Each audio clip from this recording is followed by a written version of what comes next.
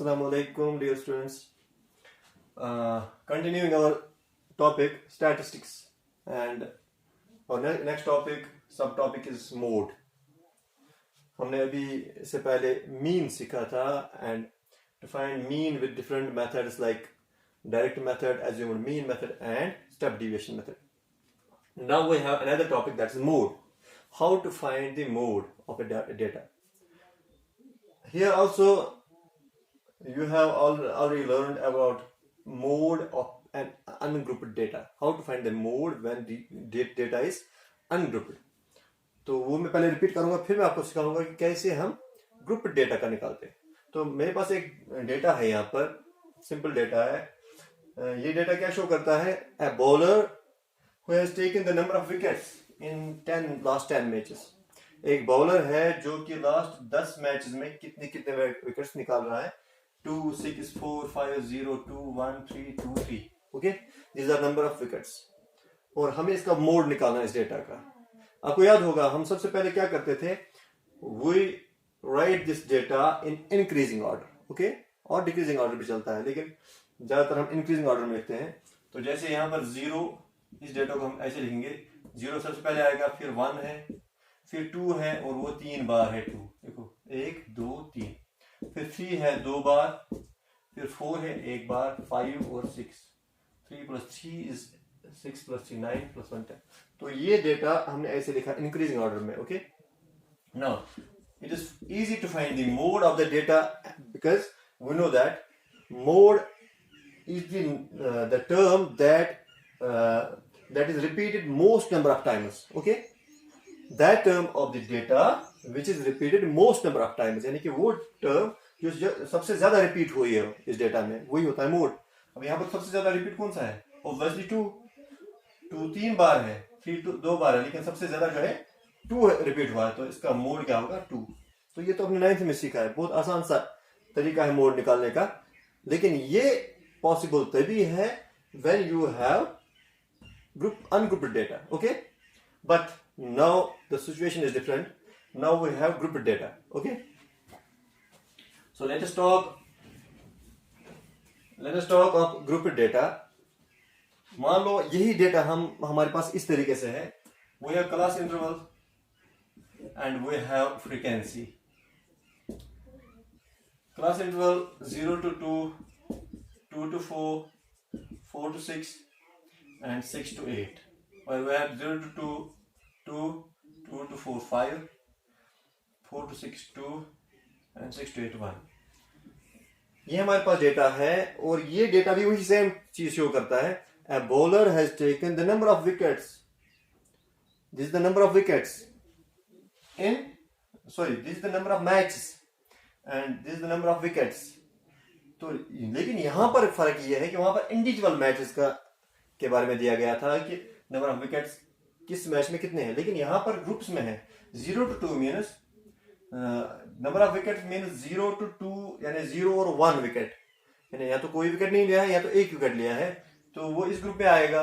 ऐसे 2 मैच हैं जहां पर उसने या तो कोई विकेट नहीं लिया है या तो एक विकेट लिया है. Similarly 2 to 4 means 2 and 3 wickets. जैसे आपको पता है कि हायर लिमिट हम नहीं लेते, लोअर लिमिट इंक्लूड होता है. तो 2 and 3 आपको ये देखना है कि 2 विकेट और 3 विकेट उसमें कितने मैच मिले हैं, तो पता चला 5. लेकिन हमें ये इंडिविजुअली पता नहीं है कि 2 कितने बार है और 3 कितने बार.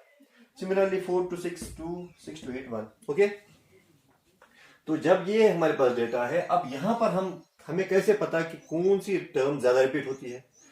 तो उसके लिए एक फॉर्मूला है जो आपको यहाँ पर सीखना है, and the formula is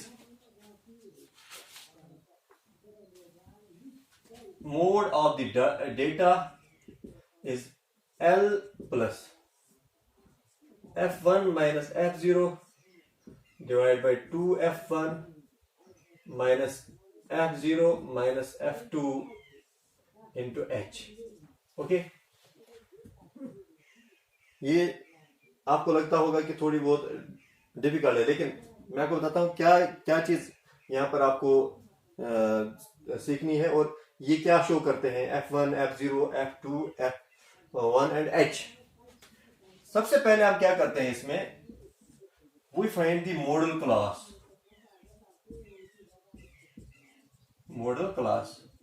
हम इस डेटा में से मॉडल क्लास निकालते हैं। मॉडल क्लास वो क्लास होता है जिसकी फ्रीक्वेंसी सबसे ज्यादा हो। आपको ये देखना है कि फ्रीक्वेंसी सबसे ज्यादा किसकी है, तो यहाँ पर ऑब्वियसली 5 सबसे ज्यादा फ्रीक्वेंसी, और किस क्लास की है, 2 to 4। सो और model class is 2 to 4। Okay, अगर आपको मॉडल क्लास पता चल जाता है, उसके बाद बाकी बहुत आसान है। एल जो है, L is the lower limit of model class. Okay, model class का जो है लोअर लिमिट जैसे 2 है यहाँ पर, ठीक है।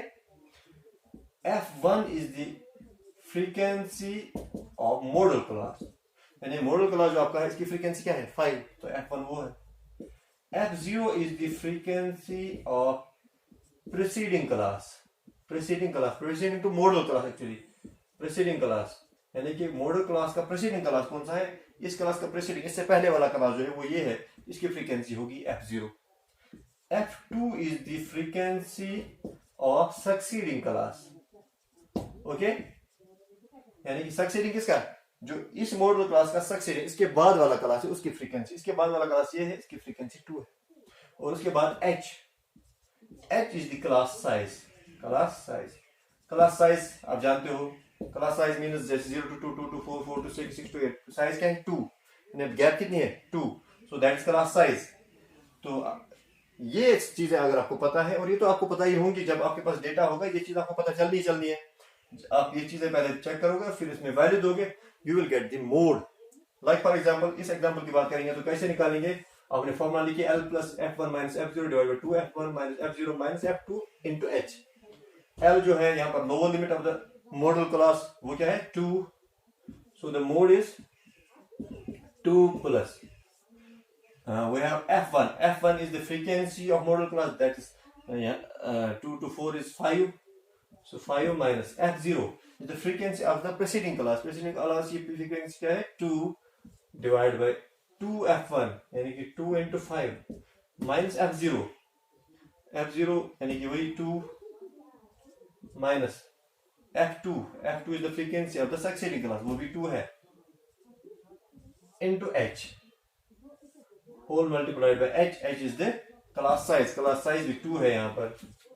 So calculating this you will get 5 minus 2 is 3 divided by 2 5s are 10 minus 2 minus 4 into 2, that is 2 plus 3 divided by 10 minus 4 is 6 into 2, 2 1s are 2, 3s are 3 1s are 3 1s are, so we will get 2 plus 1, that is 3.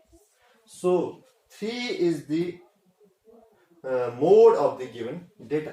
Okay, अब यहाँ पर confuse मत हो जाएगी, इसी data का पहले 2 निकला था, लेकिन वहां पर हमें पता था कि 2 जो है रिपीटेड टर्म है, यहाँ तो पता नहीं है, क्या पता 3 की रिपीटेड टर्म हो ज्यादा जो इसमें दिया गया हो, क्योंकि हमारे पास जो डेटा है वो ग्रुप्स में है, तो यहाँ पर क्लास इंटरवल यूज हुआ है, हमें नहीं पता कि कौन सी टर्म सबसे ज्यादा रिपीट हुई है, लेकिन जब आप ये फॉर्मूला यूज करोगे you will get the answer.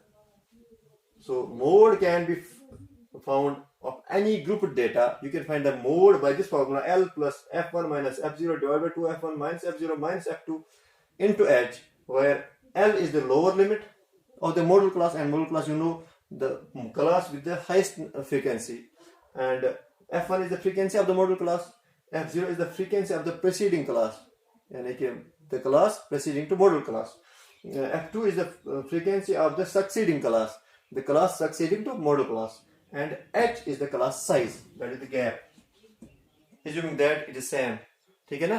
तो ये सब आपको पता हो, you can find the mode of any data, any grouped data. So this is all for today. Mode, now we have the next topic, that is median, और वो हम discuss करेंगे इंशाल्लाह अगले क्लास में। तो उसके बाद एक वो क्युमुलेटिव फ्रीक्वेंसी और ग्राफ की बात होगी इंशाल्लाह, ये हमारा टॉपिक कंप्लीट हो जाएगा, स्टैटिस्टिक्स। लेकिन तब तक आप ये जो एक्सरसाइज है 14.2 ये आप करोगे, इसमें आपको सिर्फ मोड निकालना होगा, कहीं पर मीन निकालना होगा। मीन आपने सीखा है और मोड आप अब सीख चुके हो, तो आपको फॉर्मूला याद रखनी है और वैल्यूज देने हैं, मॉडल क्लास समझना है, मॉडल क्लास कौन सा है, the frequency with having the highest frequency.